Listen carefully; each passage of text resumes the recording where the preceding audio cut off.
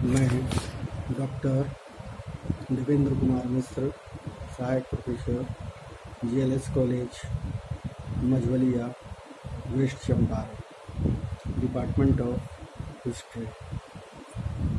आज हम 1919 अधिनियम के मुख्य विशेषताओं पर चर्चा करेंगे। तो उसके अधिनियम के मुख्य विशेषताएं क्या थी? प्रांतों में आंशिक उत्तरदायित्व। अधिनियम द्वारा प्रांतों की कार्यपालिका के एक भाग को व्यवस्थापिका के प्रति उत्तरदायित्व बनाया गया। प्रांतीय कार्यपालिका को दो भागों में बांटा गया था, पार्षद तथा मंत्रीगण। प्रांतीय विषयों को भी दो भागों में बांटा गया था, संरक्षित और हस्तांतरित। संरक्षित विषय पार्षदों के जिम्मे तथा हस्तांतरित विषय मंत्रियों के जिम्मे थे। क्या था? उनको बता दें कि जो भी प्रांतीय विषय की बातें होती थी वो संरक्षित लोगों की बात में थी, जिम्मे था, और मंत्रियों के जिम्मे जो कार्य था वो अलग काम था। मंत्रीगण प्रांतीय व्यवस्थापिका के प्रति उत्तरदायी थे। क्या थे? मंत्रीगण प्रांतीय व्यवस्थापिका के प्रति जवाबदेह थे तथा उनके प्रसाद पर्यंत अपने पद पर रह सकते थे।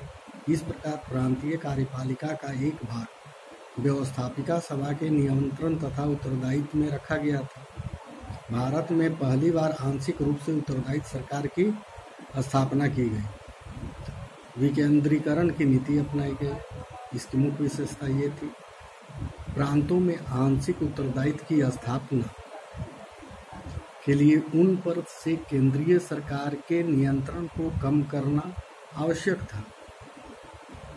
इसके लिए प्रांतीय और केंद्रीय विषयों को अलग कर दिया गया। हस्तांतरित विषयों के प्रशासन में प्रांतों को काफी स्वायत्तता प्रदान की गई। प्रांतीय विषय पर विधेयकों को प्रस्तुत करने के लिए केंद्रीय सरकार को पूर्व अनुमति की आवश्यकता अब नहीं रही।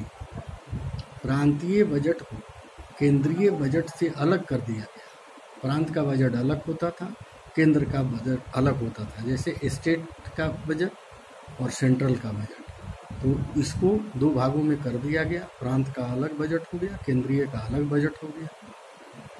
प्रांतों को पैसे उधार लेने, कर लगाने तथा वसूलने का अधिकार दे दिया गया कि वो क्या चीज़ पर कैसा टैक्स लेगा, किस तरह का टैक्स लेगा, ये स्टेट को अपने अनुसार करना होता था। यद्यपि भारत सरकार की सर्वोच्चता कायम रही, फिर भी प्रांतों को निजी क्षेत्र में कार्य करने की पर्याप्त स्वतंत्रता दे दी गई थी।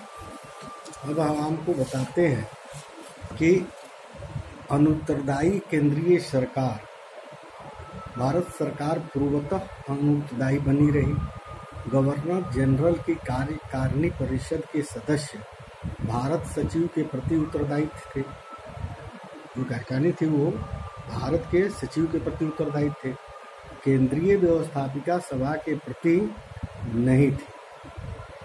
केंद्रीय व्यवस्थापिका सभा अविश्वास प्रस्ताव के द्वारा इन्हें त्यागपत्र देने के लिए मजबूर नहीं कर सकता था। अधिक प्रतिनिधिक तथा प्रभावशाली केंद्रीय व्यवस्थापिका। केंद्र में यद्यपि उत्तरदायी शासन की स्थापना नहीं की गई, फिर भी कार्यपालिका को प्रभावित करने की केंद्रीय व्यवस्थापिका की शक्ति में वृद्धि कर दी गई। निर्वाचित सदस्यों का बहुमत हो गया। मताधिकार को व्यापक बना दिया गया, जिससे 10% वयस्क मताधिकार मिल गया। निर्वाचन का तरीका भी प्रत्यक्ष हो गया। जो पहले निर्वाचन अप्रत्यक्ष रूप से होता था, वो निर्वाचन अप्रत्यक्ष रूप से होने लगा। सदस्यों को प्रश्न और पूरक प्रश्न पूछने का पूर्ण अधिकार दिया गया। क्या हुआ? जो सदस्य थे उसमें उनको अब पूरक प्रश्न और प्रश्न भी पूछने का अधिकार मिल गया। वे स्थगन प्रस्ताव पेश कर सकते थे तथा कोई भी प्रस्ताव पास कर सकते थे। वे किसी विधेयक तथा सरकार के किसी खर्च को अस्वीकृत कर सकते थे।